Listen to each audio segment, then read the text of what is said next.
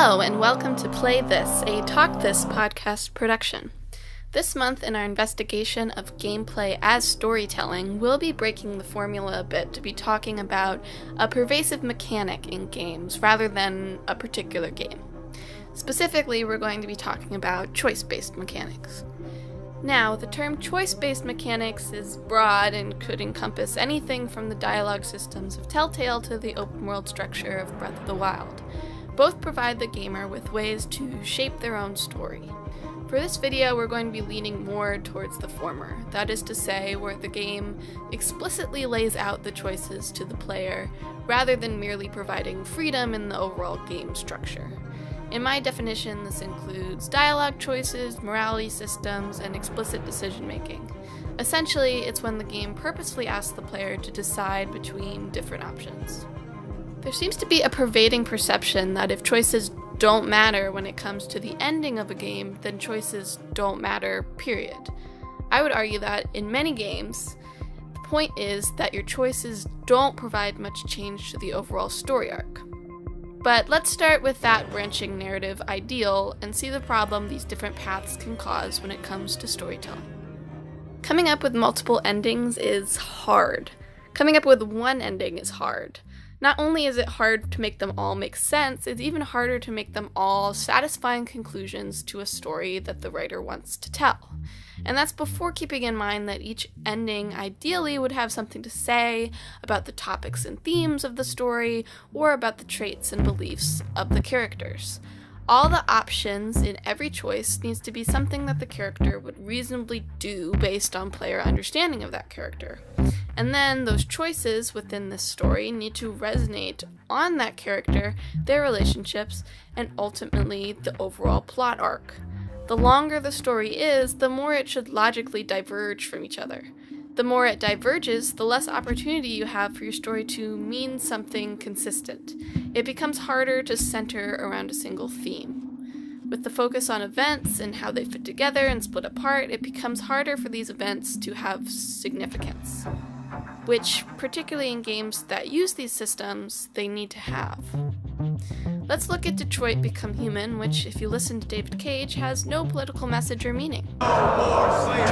No, hundreds, thousands. I guess he meant has no compelling or new political message or meaning. Jason! I'm a little biased about Detroit because I don't like it or David Cage that much, but I'm going to be mostly objective about it, I promise. Detroit is probably the current leader in games as far as sheer amount of possible divergence within the story. Just looking at a single flowchart for a scene is impressive. But the issue with Detroit is there's a story it wants to tell, or rather, a story it works better, and then there is a story it is obligated to tell in order to satisfy players who want their choices to matter. The happiest ending for each of the characters is incredibly anticlimactic, even though it's theoretically what you should be striving for.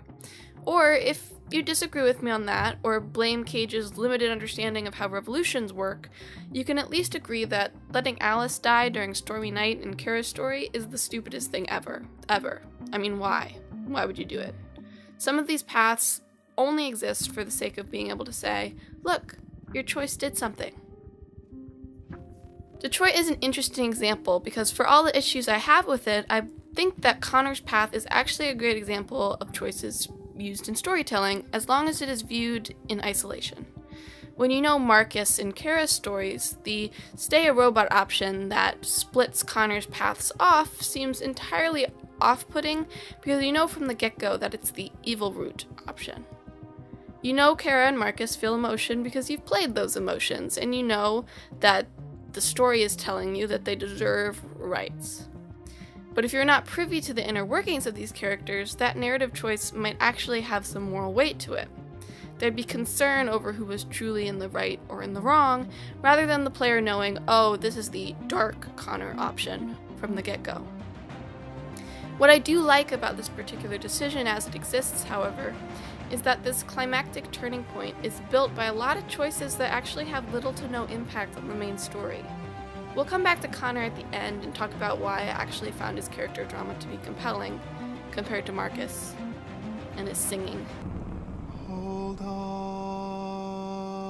just a little while longer. God, who let them write just this? A little while longer. Detroit is, across its many paths, at least able to keep cause and effect relatively coherent, even as some paths lose some emotional or thematic resonance. But in games like Life is Strange, for instance, where a simple binary choice is given at the end, that's a lot harder to do. If you save Chloe in Life is Strange, you're going against the entire theme of the game and everything that Max has learned over the course of it, provided that you're playing earnestly. That everyone is important, that everyone has their own story, that everyone has their own Chloes. They give you the option at the end, not in service to what the story has been trying to say, but rather to make sure that they're satisfying players who want options in their choice-based games, which kind of backfired on them, honestly. The only game that I feel like could have managed two coherent, thematically appropriate endings with a single binary choice, that I've played, mind you, is Oxenfree. In Oxenfree, there are theoretically a lot of ways the relationships between the characters can end up, but I tend to think of it as two endings. Did you bring your brother back from the dead, or didn't you? The whole theme of Oxenfree is about moving on from grief. The living must let go of the dead, and the dead must let go of life. If they had cut the time loop twist that they have on the ending where your brother stays dead, and kept it where Alex brings him back, that would have been supremely effective in my opinion.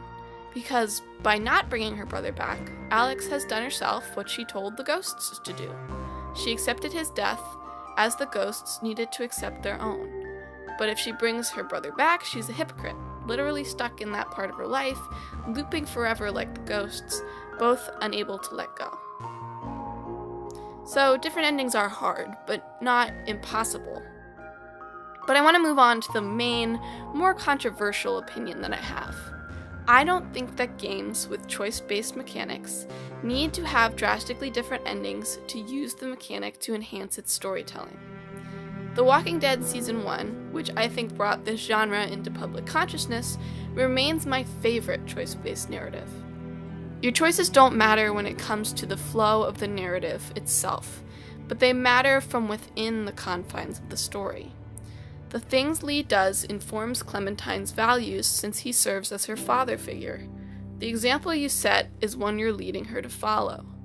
Every choice feels like it has weight because you're thinking about what this will teach Clementine about surviving in this dying world. That's where the emotional impact of the ending comes, from the desperate concern that you've left Clementine with the tools she needs to survive and the principles she needs to live. It's a heart-wrenching portrait of parenthood, particularly since you don't get those answers until Season 2, which I have my own problems with. Connor's story in Detroit is similar in this regard. Sure, saving that fish at the very beginning doesn't mean anything to the story, but it means something to Connor.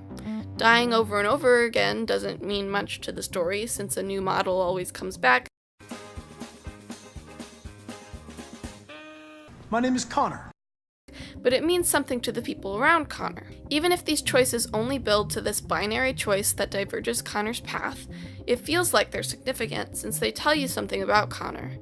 And that binary choice asks you who this Connor that you've built would let down. Unfortunately, due to the player having knowledge of other characters, some of the impact of storytelling is lost. As I said, you already know the right and wrong decisions. Since you play as Kara, you don't want to find her in the scene where she's hiding from Connor. Since you play as Marcus, the person Connor is threatening to gun down in this climactic choice, you know he's on the right side as far as the game's concerned, and that turning deviant is the right choice for Connor. There's too much knowledge. The player knows too much about these other characters that they cannot fully put themselves in Connor's uncertain position at that juncture. Choices need to mean something, yes, but they should mean something within the story, whether or not they mean something when it comes to the end point of the story. Before we finish, I want to bring up one game as a point of contrast. The Last of Us is the culmination and crowning triumph of cinematic-style storytelling in games. It's a movie in game form, pretty much. You can even find a Last of Us movie-style playthrough on YouTube. So why have I been mentioning making a video on it as an example of gameplay and storytelling since the beginning of this series, and why do I bring it up in a video about choice-based mechanics? It's because the point of The Last of Us is the fact that you, the player, have no control. Video games come with an inherent sense of identification. I often find myself using I when I'm talking about what I'm doing in a game. I am shooting this guy, or I have to help this person, or I am eating cup noodles with my bros. The Last of Us is highly aware of this and uses that sense of identification against you.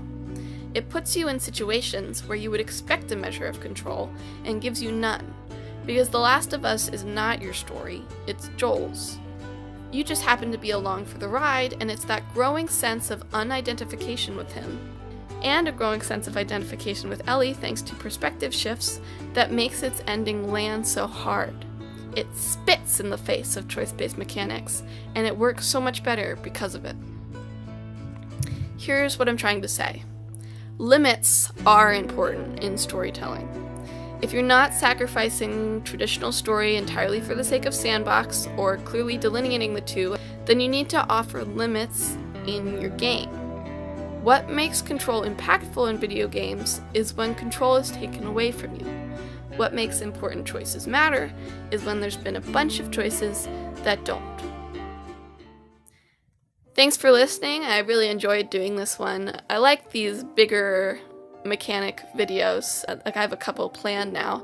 But if you like this video as much as I did, why don't you hit the like button, share it with your friends, and subscribe for more content coming soon. Still coming are videos about perspective swapping, AI sidekicks, menus, and more. If you have a suggestion for a topic to cover, leave it in the comments. If you can't wait for the next video, check out our main podcast, Talk This, where we talk about different games every week, available for download on Apple Podcasts, Google Play Music, Spotify, and more. Follow us on social media for updates and other fun content. We're on Facebook, Instagram, and Twitter at Talk This Podcast. Just check the description for all the links you need. And if you think this video could have been done better, or you want to see something different when it comes to these video essays in the future, please make sure to leave it in the comments. We always like feedback, and we always want to make sure that we're providing good commentary that's understandable. Anyway, until next time, I wish you happy playing.